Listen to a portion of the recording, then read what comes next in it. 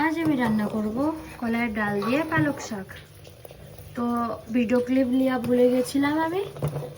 তো প্রথমে আমি ডালটাকে সেদ্ধ করে নিয়েছি 4-5টা কাঁচা ঝাল দিয়ে, ওপর থেকে এক মুটকি সর্ষের তেল দিয়ে ভালো করে সেদ্ধ করে নিয়ে ঘুটে নিয়েছি ডালকে।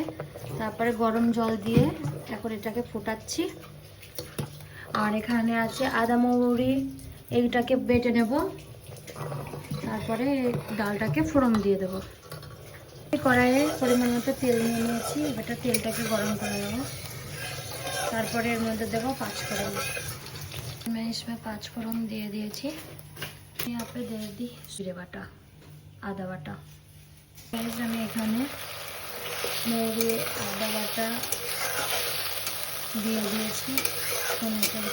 আদা মৌরি বাটা, এটার ওপর থেকে তেল বেরিয়ে গেছে। এরপরে আমি পালক শাকটা উঠিয়ে দেবো। পালকটা তুলে দিয়েছি। একটুখানি নেড়ে চেড়ে নিয়ে যখন এটা একটু গুছিয়ে আসবে, তারপরে এর মধ্যে এরকম করে জল ছেড়ে দেবে। তারপরে এর উপরে যে ফোটানো ডালটা আছে ওইটা ঢেলে দিতে হবে। ডালটা পালক শাকের সাথে মিশিয়ে নিয়ে সুন্দর করে টকবক করে রেডি হয়ে যাবে সুস্বাদু কলাইয়ের ডাল দিয়ে। 5 মিনিট ডালটা ফোটানোর পরে একটু গাঢ় গাঢ় হয়ে আসবে। ব্যাস আমাদের ডাল কমপ্লিট, পালকের ডাল। তো এবার আমি এর মধ্যে ধনে পাতা দিয়ে দেব। ধনে পাতা দিয়ে একটু নেড়ে গ্যাসটা বন্ধ করে দেবো।